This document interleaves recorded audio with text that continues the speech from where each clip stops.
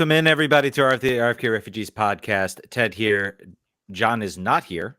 John is currently hanging his head in shame that he supports such an awful sport that cost DC United's leading assist person to suffer a major injury. So he's like, why do I follow this dumb sport? Why do I follow baseball? I should just quit. Anyway, Brian's here. Producer Brian's here. Welcome in, Brian. Welcome to the other side. Ed, how are you doing? I'm doing well, my friend. How are you doing? How was did you have a good weekend? Yeah, had a good weekend. A unbeknownst to me prior Renaissance fair popped up about 5 miles from my house. So my daughter got to be a fairy for the day, and that made everybody's weekend. How about you? It was quiet, I guess, is the way to say the league. I did some soccer refereeing, and then tried to have a very quiet Sunday. So overall, pretty good. Ready to dive into the week. So without further ado, let's get into it. Let's talk DC United. I tried to think we had any sort of other DC United related news, but DC United, of course, playing the Chicago Fire during an international break. A situation that impacted a lot of clubs in MLS. I don't know if you've seen around the around the league. I have not feeling it so much here at home, Ted. But I did see some impacts in other areas. Yeah. So of course we had. I think MLS teams. Look, MLS needs to. They have to figure this out. There's no more excuses anymore. This league is growing. Where when you start having players that are like on the bench of certain teams that are playing for international squads, the league's getting better. These situations are going to happen. And this impacted DC United, even though they came out on top. So, they were certainly more impacted, I think, than Chicago. Of course, Chicago are terrible, and so that's why they weren't as impacted. DC United having to go without basically a natural center defensive mid here, Borussia now, Matty Petzela, both called up for their respective international sides. Not as bad as Columbus. Columbus apparently had no backup goalkeeper. And in a situation that you would have thought, pretty unlikely that'll impact them. It impacted them when the goalkeeper was sent off for denial of an obvious goal scoring opportunity. And as such, they had to play with 10 men. And the coach expressing frustration. There's a lot of that sort of going back and forth. I think this all sort of circles back to the fact that MLS should not be playing during the international break. You should be able to figure out a way to build the schedule, to move around the schedule. Maybe that means canceling something like Leagues Cup, but this does not make the league look good, in any stretch of the imagination. So. Yeah, give up a month and a half of games for a couple of international breaks here and there, or have do the flip flop and you might need to play something like Leagues Cup without your international players, but when it impacts leagues games, it's certainly not a good look. So we already struggle enough being on a different calendar than everybody else, different transfer windows than everybody else. It's a sport that struggles to decide whether it wants to be international or domestic. And if we want to compete with other international domestic leagues, we're going to have to do something different. Yeah, and stuff's going to get crazier too. Of course, we're going to have the Club World Cup coming here in the summer. Who knows how? They just released the teams and the clubs, and who knows what that's going to look like. That's certainly going to be an interesting little experiment here in the United States. But a lot of games going on, a lot of teams, getting stretched thin. So, I suppose maybe I support it a little bit as opposed to, maybe having back-to-back midweek games. But it's going to start to come to a head when teams are going to start to struggle more and more. And if you're not flexible in giving them options, it can be a problem. So, but anyway, it was good to DC this weekend. DC United 2-1 winners over the Chicago Fire. Both goals from Christian Benteke, and then a goal from Gabriel Pirani. Matthias Klick with 2 assists. We'll get into maybe some of the ugly with him towards the end of the match and what it means for the NYCFC game coming up. Overall, though, I guess what what really sort of makes me feel good about this performance is that it was a little boring. It was routine, and I say that in a good way. This wasn't a game where this team, came out and had to throw together like some unbelievable attacking performance. They didn't need Christian Benteke to light up the score sheet. He has a goal. It's a bit of a fluky goal, but it's still a goal. They pressed the game well. They attacked the game well. And then in the second half, I thought they defended the game well. Yes, they gave up a goal by Gutman, low quality chance, but I guess with how routine that win was and how boring it almost felt, I was actually that to me is the takeaway I guess I have from this game. Yeah, I think there's something to be said for. Yeah, I think you said the routineness of it. This is a team that went winless for a long time and now has won 4 out of the last 5. Even when, in a couple of areas, the players that we would have liked to have had on the field or may have traditionally leaned on weren't available. For them to have really a very comfortable game against the Fire, who aren't great, but I think back really before League's Cup, with the form that DC was in, this wouldn't have felt this way. I think, even if we would have walked away with the same result, it didn't feel like you were sitting on the edge of your pants waiting for like a 3-2 turnaround. Most of the game, it did, especially after the goals, which we'll get into, felt very much like a team in control. Yeah. Obviously, let's talk about the goals. It was sort of a, again, I think some sustained pressure from DC. Mateusz Klich kind of loops a ball over the top, ends up falling right to Benteke. He takes kind of a half shot, gets a lucky deflection, but ball in the back of the net nonetheless. His 18th goal of the season. He moves into first place in the Golden Boot race. This wasn't like a goal I don't know like you could really break down very much, but it was just kind of a nice goal based on what the team had been doing at that time, which was, I thought, pressing the game well, moving the ball well, and generating chances. Yeah, right spot, right time pays off every once in a while. And this is one of those cases. Credit to the defender's foot for deflecting the ball, and for the goalkeeper being a little flat-footed and heading in the wrong direction.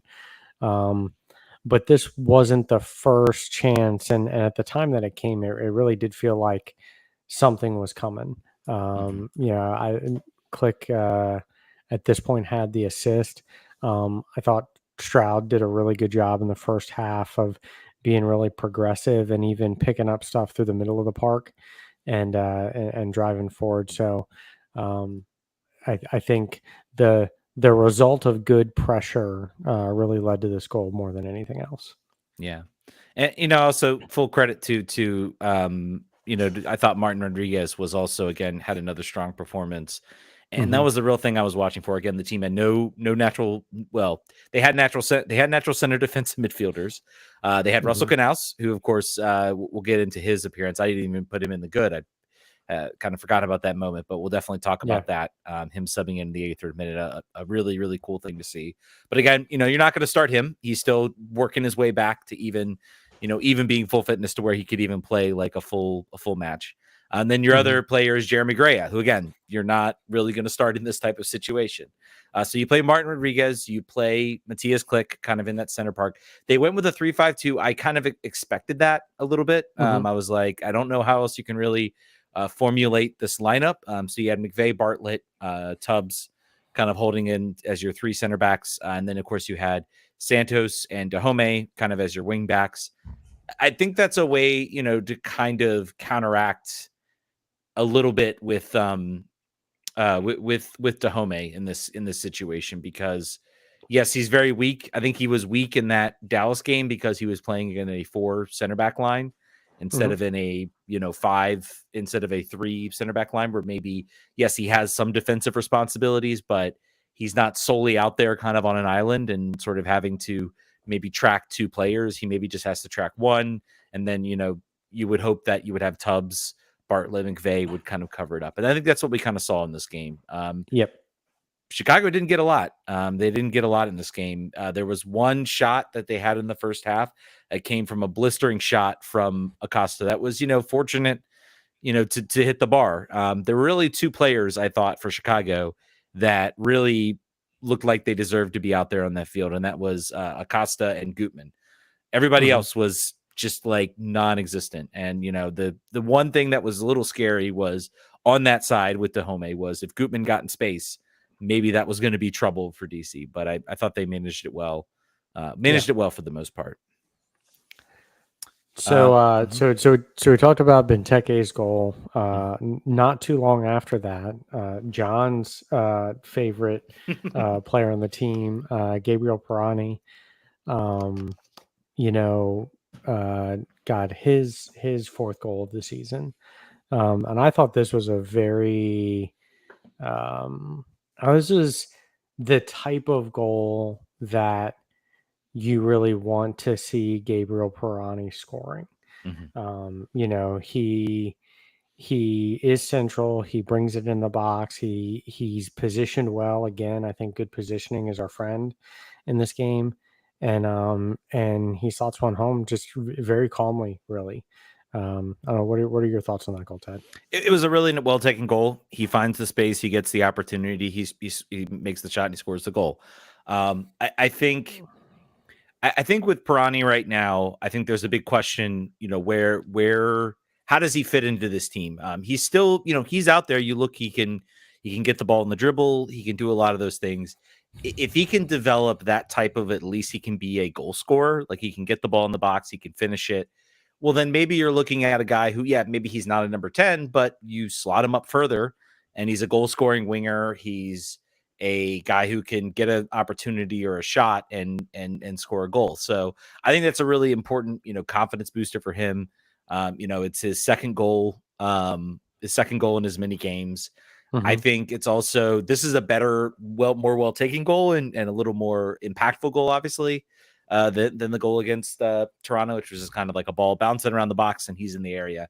But I mean, if he can line up his shot and figure out his shot, it's very clear that from a vision perspective about making that pass, it's still not there. There weren't any moments I can recall where he made the pass to create a shot creating opportunity.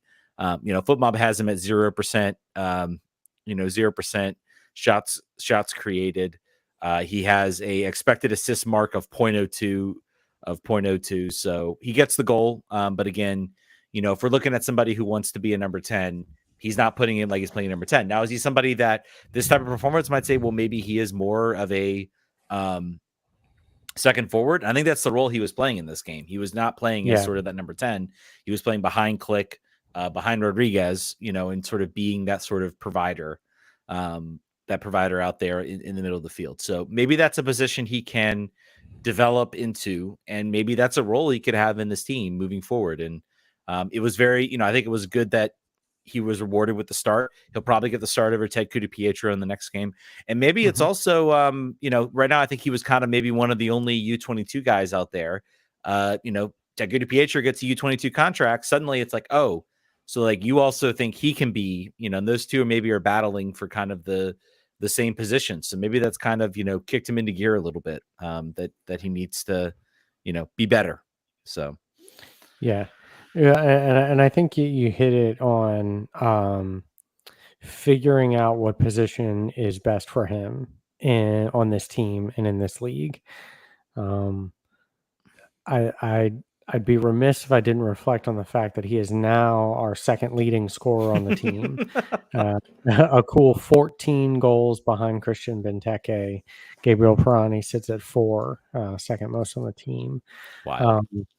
But you're right. The idea of him as a number 10 when he's not really that link up play. He just doesn't, I think a lot of credit on that, frankly, goes to Click, who does such a good job of progressing the ball up through the middle. I don't think we I don't think with clicking the game we lean on Pirani the same way somebody would at 10, but he was certainly more playing as like a second forward, like a false nine, type of role. Um, but I think he probably needs to figure out where the best fit for him is and develop in that area, right? If he really does want to be a number 10, he's got to work on his assists. If he is going to be that sort of second forward, um, he's probably got to get a little bit better with his back to the goal and hold up play and being, even being able to be like a fulcrum there at the top. I think it's good to see him playing better, Mhm. and interested to see how that continues to develop. Um, we'll if we have hopes of maintaining our playoff spot, we're gonna need more than just Benteke. Yeah. Brent Hine over on Twitter says, "What's the temperature in the room on Pirani? Stock on the rise, or still an overall a disappointing player who also happens to score a goal here and there?" I think at the very least, this game is said. I think he starts next week. I think you gotta, he's a hot hand now, so ride Mhm. it. He's got confidence now. See where that brings you. I think for the first time, probably in a while, maybe for him, he finally looks like he has maybe a little bit of confidence. So, utilize that, and you might have something here, and then you can start to see some other things start to develop. And sometimes that's what it takes as a player. Suddenly it suddenly starts to click for them, or they're like, oh, I can, this is how I should play, and then it'll Yeah. actually be a lot better for me. So, um, we'll see what I'll be very curious to watch him. His rise has been really good, and Brendan Yeah. Cartwright also, chiming in, two games of the goal. Pirani is actually making himself into something of an effective player. Then 2025 is looking better. Also, very selfish of Dahomey and Rodriguez to start playing well and making it hard to shed their salaries. Yeah, I think we're gonna maybe pause. We've talked a lot about this conversation. I think we pause for now. I think we enjoy the run that this team is on. We enjoy the potential, the fact that the team has now played themselves back into a playoff spot. Again, Hmm.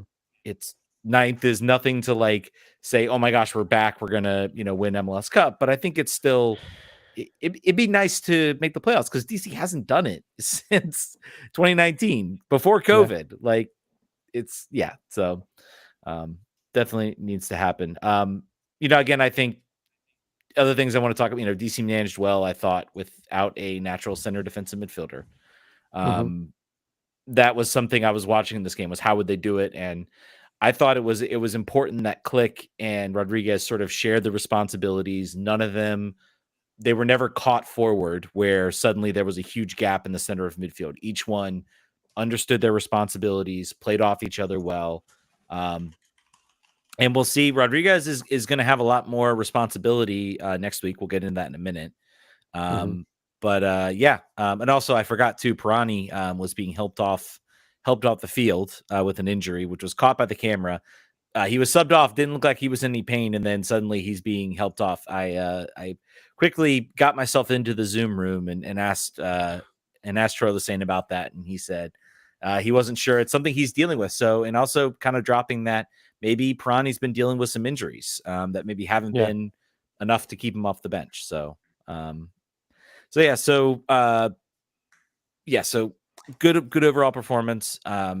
Anything, and obviously, goal by Gutman, I have it as my only bad of the match.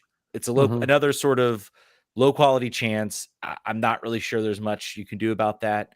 And I think it's good that the team got a second goal, put themselves in a position where they can afford to give something up like that. Hmm. Um, Overall, though, like Chicago really didn't have too much. Maybe a Yeah. couple opportunities, but overall, like a pretty solid defensive performance from this team. Yeah, I think they had a point 0.5 xG on the game, from the Fire. Like I said, it all felt really comfortable to me, and um, I'd say another thing that I think is, we'll get to some of the substitutions here.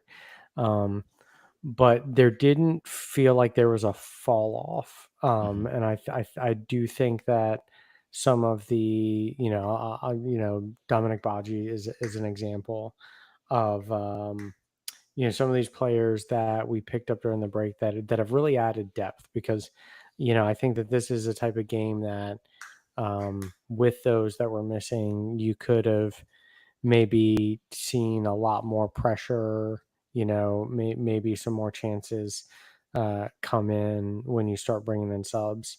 But it didn't feel like there was much of a change in tactics, much of a change in sort of the temperature of the room.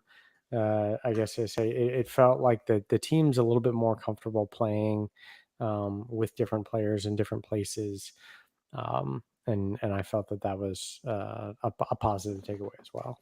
Yeah, I mean, I think it's super important to be able to have Baji, also to get Benteke off the field. He was subbed off in the 68th minute again this week, so they were able to remove him from the game. And really, I mean, there's a drop off obviously from Christian Benteke to Dominic Baji, but it doesn't change how your style of play is, and he can still be very effective in generating chances and finding opportunities. And I thought, again, they didn't have too many defensive subs. International break really hurt them. They subbed in Ted Pietro, Baji, Mural, and Knaus. And even Mural, I thought he had one chance that I saw in the game. And overall, that's good to see. The depth is certainly, the team has options to kind of change the game, hold on to the game. And I think a lot of people, kind of asking, it's like, man, like, how come we can't like hold a shutout? Like, what's going on? And I said, well, our defense is not very good. It's not very good. And I think we got some good. Brendan Cartwright had a question. Alex Bono kept 5 clean sheets in his 10 starts last year. He's only got 2 this year, and they were in the first 4 games or so. Will he record another shutout this season? Maybe. Anything's possible. Anything's possible. I don't know. I think it's going to be tough. As this team, when I think the lack of, getting David Schneck back would certainly help a lot of things. I think I'll be curious to see, next week, can Enau and Peltola, can they develop a little bit of a chemistry? We really haven't seen too much of that. I think that's going to be the key. I don't think you can look at the situation right now with DC and say that this is on, Alex Bono. He's come in, made some key saves. A lot of it's been just a mess in front of him that he's had to try to, clean up. Do I think there's maybe a better goalkeeper out there? Sure. But I don't know if that's like a priority for this team heading forward as much as just getting improving the center back core of this team. You mentioned the three in the back this game. None of us knew any of their names this time last year, and I think that's a good example of where we're at. And the goalkeeper area, if I had $5 to spend, I'd spend $5 elsewhere and not on a goalkeeper. So there, while he's not, while the clean sheets aren't there, and he's not producing,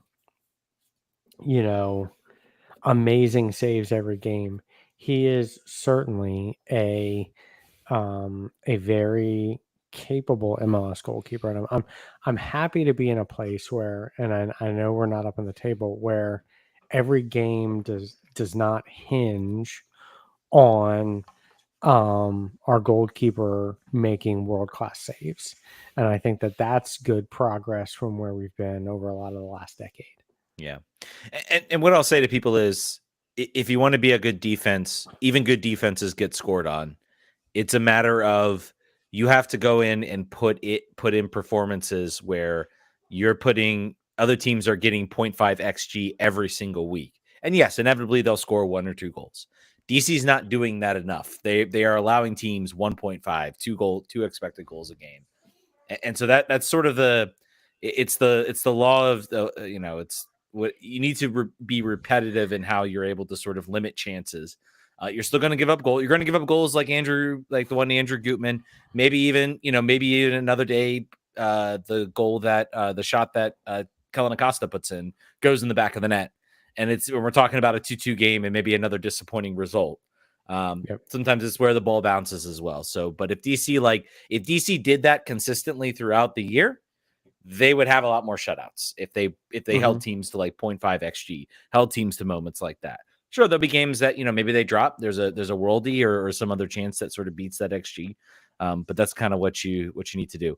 I also have a question from Quasix over on our Discord. If Pirani scores the goal to clinch DC's playoff spot, can we force John to buy and wear a Pirani jersey? I will hold off for a bit, but maybe we'll take that bet to him. We'll take that bet to him. So DeReal Cooper Trooper. Well, before we get into more questions, let's talk about some of the let's get to the last 10 minutes of the game. Okay, last 10 minutes. So DC holding on for a lead.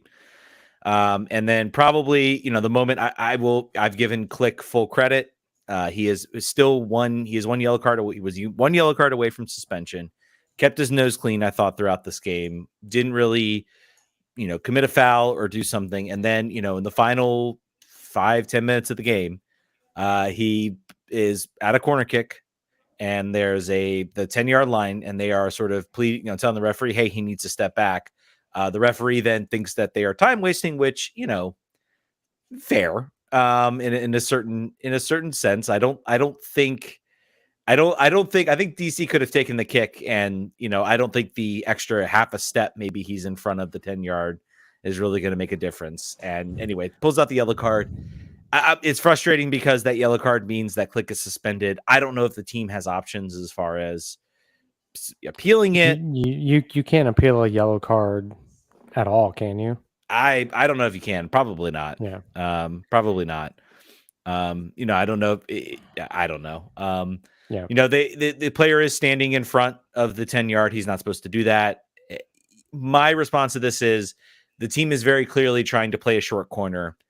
Why put Click in that situation? Again, it's game state, you know, so you're not really maybe thinking about that at this point, but, you know, it is maybe. And, you know, I think from your bench, you didn't really have anybody, you know, maybe you throw in, maybe you throw in a Russell Canals, but again, like Click does so much as far as defensive work rate. I just don't think you're going to be able to, you know, to get that. So, See, I think you're giving the referee a little bit of the benefit of the doubt here. You know, I watched the replay a couple of times. You know, Click's running up to play the ball in, and the player who was already inside of the 10 starts like encroaching towards Click as he goes to kick the ball. So it's not like he's been stood there and is, you know, like a half yard in. By the time Click stops to go from taking the kick, the fire player is maybe 5 yards away, right? So to kind of stop and hold his hands up, and it's not like he had been standing there. It's not like they had taken a long time before the kick anyway, right? You know, it's not like they had like hemmed and hawed at the corner or anything. They got up, they were going to take the kick, and the player came in, and you know, in the grand scheme of things, you know, I don't know. It's one of those things that like I can't be mad as if it was like a second yellow in the game and you got a red card, but ultimately the impact of it at that point in the game for DC is the same because now Click misses the next match. So the next match we won't have Peltola back from international. We will.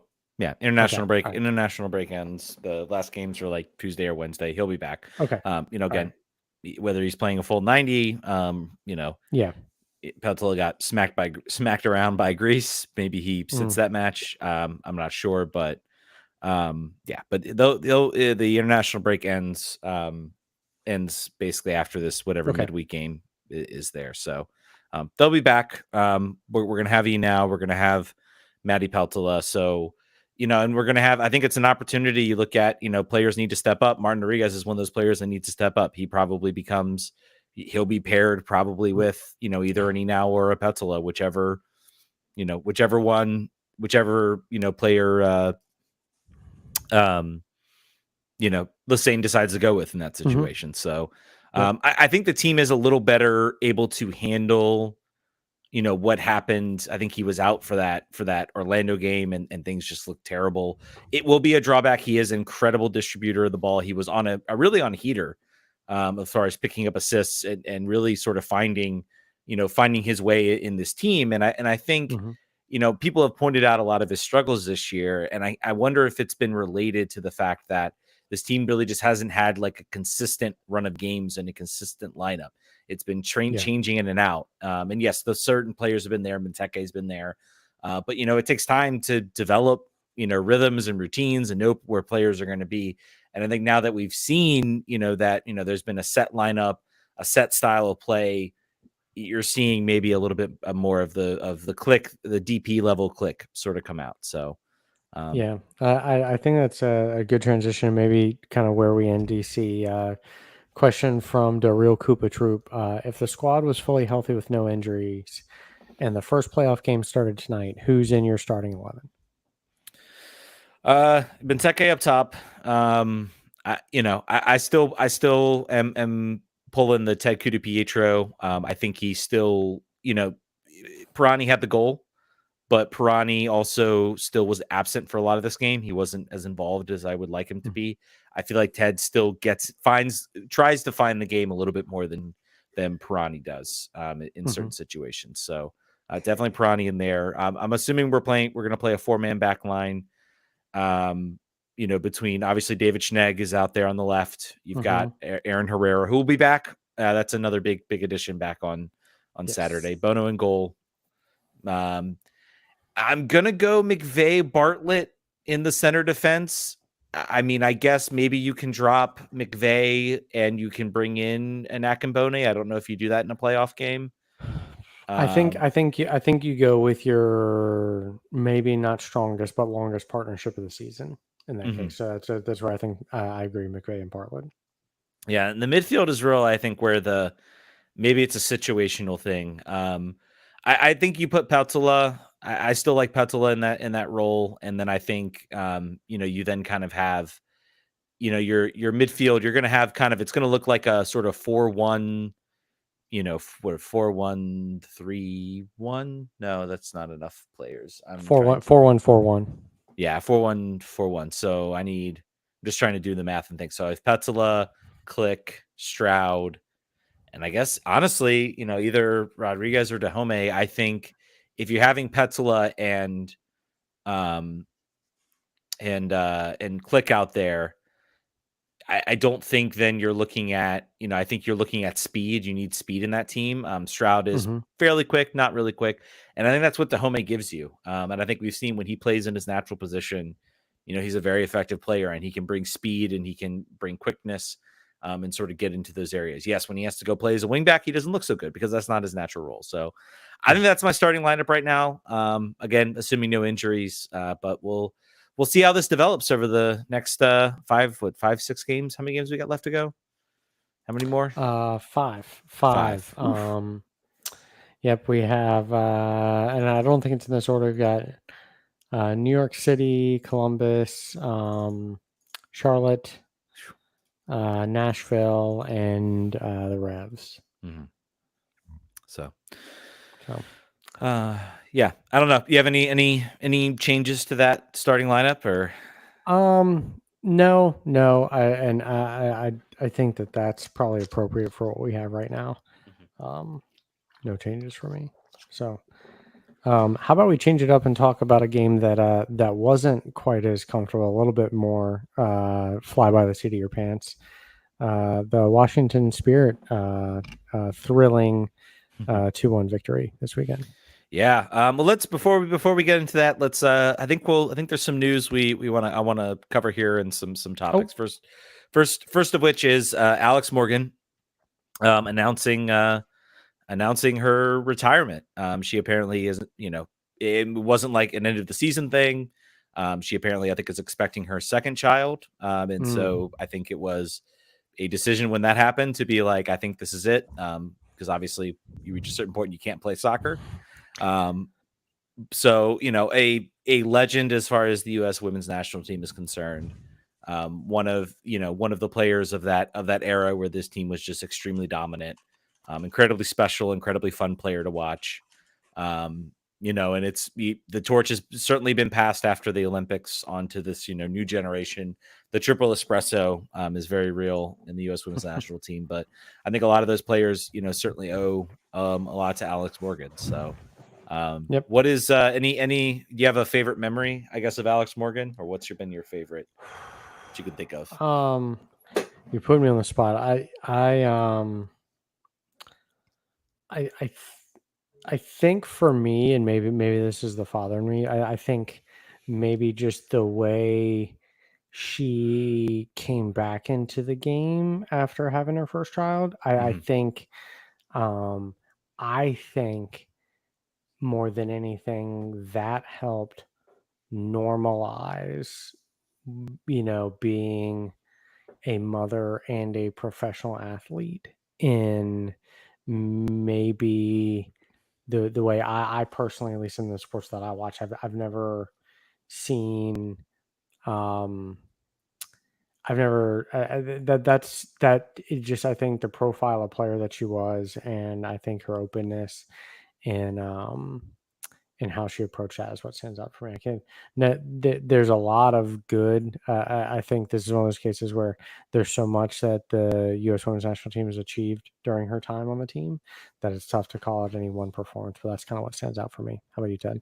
Yeah, I mean, I think the game against like it was the Canadian Olympic game, obviously a weird, wild game with a lot of controversy. But I think she had a hat trick in that game, if I recall correctly. I may be completely misremembering, but certainly was very impactful in that game, and she was excellent, I think, throughout that performance. But again, just a great player. Obviously was a huge part of this national team for a long time, and it's going to be.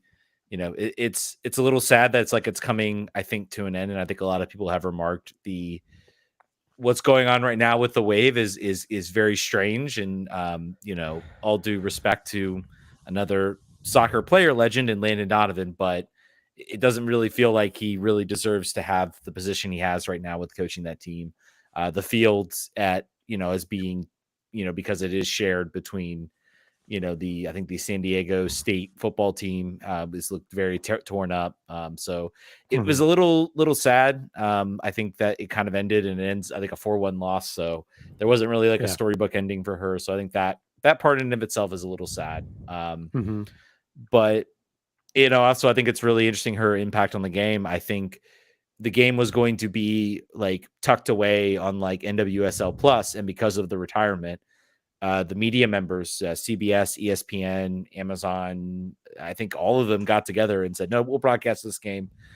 So it's sort of the power that, this new broadcast deal has for the NWSL, where this game might've been, they might've said, oh, sorry, we can't, we got to show, ESPN, or CBS might be, nope, sorry, we have to go show, I don't know, dog racing or something like that, and that's going to get more viewers, and so we're not going to we'll do something then.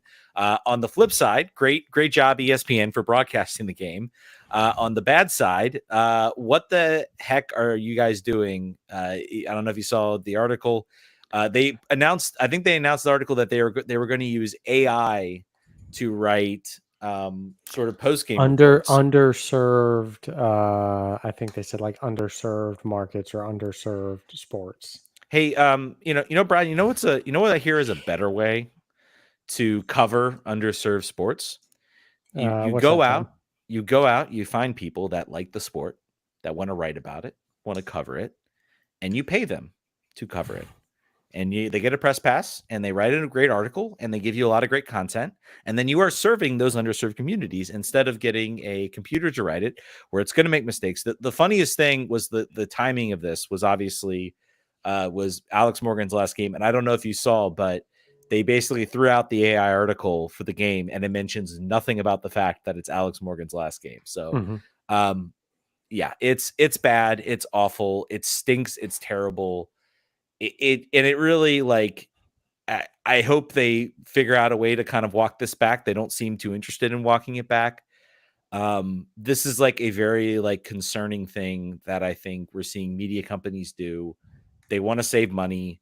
So rather than having to pay a journalist to go cover the sport, they figure, well, we'll just get AI to write, the articles, and you miss a lot of the impacts, of the game. Yeah. AI can be a tool. We do use it in some cases to, create clips for the show, and it does a decent job, but that's like a very specific, minute task to do something to give us, because we don't want to spend time, cycling through the show. We do show notes, which we edit, but it can be a way to maybe build some of that. And it makes a lot of mistakes. And some days I don't even bother with it, but it can be a tool, but we're using it in this way is just stupid. And we use it for ways that aren't like, we're not going to replace us with AI voices and say, oh, AI is going to cover the spirit. Like, yeah, it's a great aid. It's a very poor replacement. Yes. So happier news. Let's go to happier news. Magic Johnson, big announcement was put out there. There would be a big announcement on CBS Mornings. I think that some people were maybe a little disappointed, but I think it's still good that Michelle King is able to bring in investors. She really believes in this thing, and she's continuing to sort of push the envelope, both on the field and off the field. And I think it's great. Magic Johnson is an owner of this team. He was at the game. The team seemed to be having a good time with him there. So I think a lot of fans were as well. So good to see that. I don't know if you have any other thoughts to this other than it's good. It's good that more investments coming in. Yeah, it's good. The more investments coming in. I think it's the fact that it made like the CBS morning show. Mm-hmm. I don't think a minority shareholder on an NWSL team would have done that a couple years ago. I think Michelle's done a lot to raise the profile of women's sports and women's soccer since her time with the Spirit, and I'm all for that.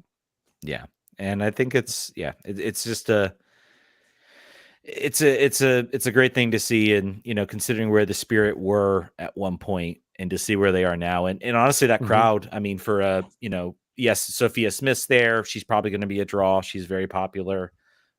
But to see the crowd in there, the crowd was entertained. It was loud. The stadium was loud. You could hear it on the broadcast. It was still an incredibly fun game, and ended very well for the Spirit with the 2-1 victory. And the field looked beautiful. Oh, it did. Yes, it did. Can we please keep that field looking beautiful, DC United, please? And don't let the defenders anywhere near it. I think.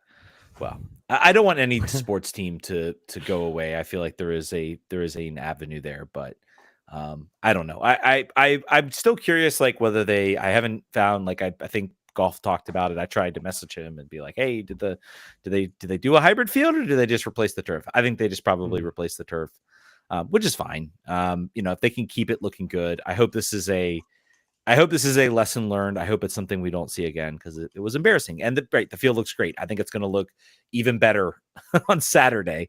I'm sure like Sophia Smith went and was like flabbergasted that this was the same field she played on before the Olympics. So let's get into it. The game 2-1 victory for the Spirit. Lacey Santos. And of course, you know what? We forgot to talk about the awful news, which came out in the bizarre way in which it happened. Corey Bethune picking up a season-ending injury. Was it a torn? It wasn't an meniscus. Coming after she went to the Nationals. I've always said, baseball is an evil sport. It should never be played. It should never be watched. It should never be enjoyed.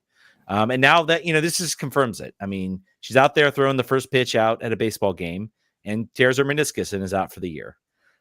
So huge loss for the Spirit. I think she still leads the league in assists. She could still get the assist winner. I think she should still be like rookie of the year. I don't think this should change anything. She was such an impactful player for this team. But now the team has to figure out a way to move on. And thankfully they have Lacey Santos, who I thought was obviously gets the game-winning goal, was phenomenal in this game. Creating chances. She looked like she looked more comfortable out there.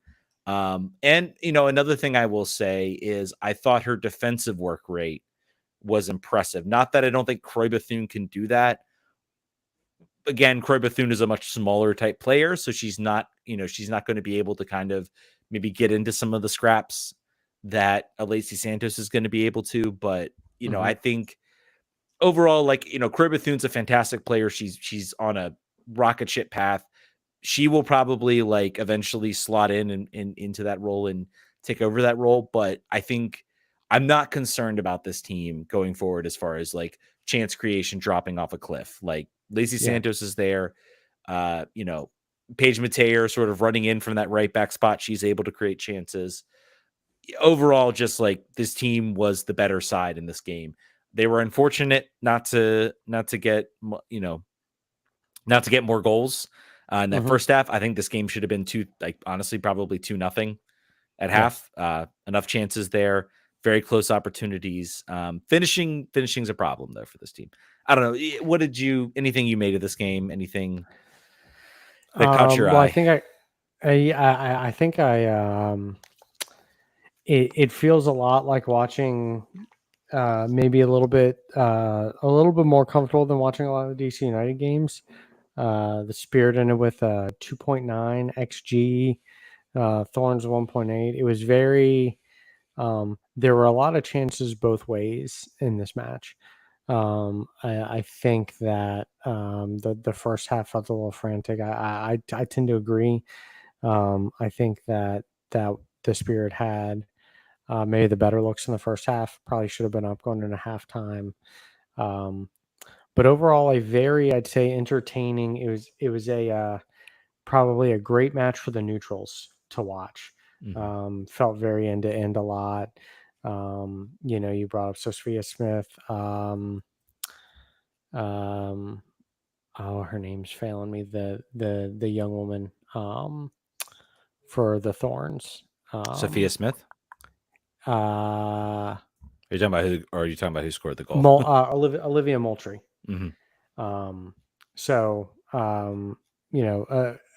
All in all, a very entertaining game that I'm very happy that the Spirit won. So. Yeah. Probably some of the bad news for the team is Sar. Trinity Rodman actually did not start this game. She was not out there on the field, which was very surprising. I was like, "Where's Trinity?" And then I was like, "Oh, she's not in the lineup." Okay. And then Sar goes down. I think the plan was, I think they did this. That's why Hal Hirschfeld wasn't out there. I think the plan was, to kind of just give them a little bit of a break, kind of have them reset. I think for Hal Hirschfeld, that maybe was warranted. We talked about maybe she struggled a little bit. I think the bringing in of Paige Mateo into that right back role, who's pretty much like, she's basically now the starting right back for this team. I don't think there's any question about it. She's pushed Gabby Carl out to the left, and I thought Gabby Carl kind of struggled a little bit with that. We'll see if she gets better. She's more of a natural right back. But when you have a player like Paige Mateo, who's just able to just pick up the ball and just dribble it into space and get it into good positions and create that press, it can be really good. I'll get into more of that with Paige Mateo, but Eliana Sar going off the field, picking up an injury. We'll see what that means for this team. I think she's played very well this season. I think her off the ball runs are a little bit underrated. She sort of creates chances for herself. She also creates chances for others. She's the leading goal scorer right now for the team. I hope everything is okay. I would hate, for her to pick up an injury that would keep her out significantly. Haven't seen any updates about that, so I'm not sure what the situation is, but not a good sign for the team. Trinity Rodman has to come in. Excellent as always. Gets the goal, obviously. Just a really nicely just dribble goal. Finally, that cut in kind of works for her. Oh, we've lost 10. While we wait for Ted to come back, hey, sorry. Hopefully that doesn't screw up our recording. I might have a no. We'll be fine. So you were talking about Trinity Rodman's cut in working well for her. Yeah, Trinity Rodman finally got the ball cut in and scored a goal. It was a really nicely well taken goal. I feel like she's been trying that like a lot this week, and it just kind of hasn't really come together or worked for her. So I think it was good that it finally worked for her to get the tying goal. I'm not sure there's much you can say about the goal the Spirit gave up. I think it's, they got caught a little bit on the right. I think with the way they press, they're going to have moments where they're going to get caught.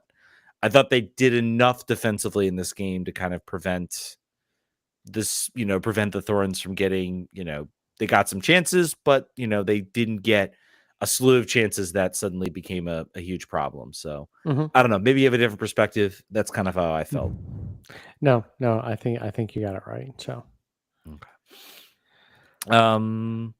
Yeah, Trinity Rodman, great individual play. Lack of finishing, I think, kept Portland in this game. Certainly not this. I thought Courtney Brown, Gabby Carl struggled. Kouassi, I don't know if I pronounced that right, had just like beautiful chances and a couple of whiffs that could have really changed. I mean, this could have been a 4-1 game, real easy. There was one that just like wide open net and she put it wide. Left me shaking my head a little bit. Yeah. Excellent. I think there was that one moment where she kind of got the ball into open space. She's like as a 2-on-1. And I think she maybe gets caught a little bit. Does she shoot or does she cross it over to McKenna Morris? And she just takes the shot and just whiffs it. And yeah, that was probably the worst finish because that's a chance that could have, potentially buried the game. Yeah, she looks really good. I'm very, she's finding the right spots, getting the right chances. I'm hopeful that what's that? Sorry, go ahead. No, you go ahead. Sorry. high potential there, right? So I think that's a good thing. The finishing can come. I think this is her third match. So, and Sarah might be out, so we might have to rely on her. And I think we saw obviously, as Sarah has sort of been on the field, there's been one player that's been sort of pushed off to the side, and that's been Ashley Hatch. So an opportunity for her. I think she was sort of play more natural in her position. I thought she looked a little better, kind of more as that natural striker. That's a position where she's comfortable. So we'll have to see what the status is for Sarah. Hopefully it's nothing serious. But yeah, so it'll be an interesting thing to look at as the season goes on. James Lambert with a question on the Spirit side. I believe Santos can step into Croy's role. She was excellent on Saturday. Even lack of finishing of her chances cost her assists. Do our title chances hinge on our center backs? They looked below the level of me against the poor Portland team. I don't know. I don't know if I agree wholeheartedly with that. I think the team does get caught a little bit. I still think there are moments where both Patel and Nikki Owen make great decisions defensively. You're going to have moments where, and they have really an elite goalkeeper in Aubrey Kingsbury who can make saves that can kind of keep you in games. I do think there will be a moment for Asmi Morgan to step in. I think she's, maybe going to get a start here soon. Does that help pull her into the conversation? Does she show well? I think that's certainly a possibility. So, yeah, we'll see. I don't know. What do you think? Do you think there's room? It's certainly the weakest. I think the weakest area we've got on the pitch. I think it is when we're trying to play out of the back through the middle. Is when I'm the most nervous. But I wouldn't say it hinges fully on that. I think that the team is looking a little bit more and more solid. And I think that if the good news is that we have strong enough offense that we're not overly reliant on the defense right now, and we do have Aubrey Kingsbury in goal. So, yeah, I think they're going to do moments. I think most of this team, if they put away the chances early on, and this game is 2-3-0, we're not talking about the defense because they've done well enough offensively. So I think you see in situations like this where maybe the chances they aren't finishing the chances, they aren't putting them away.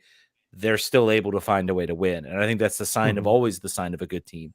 I know Orlando is far and away the best team in the league this year. No question about that. They are probably going to be the favorites.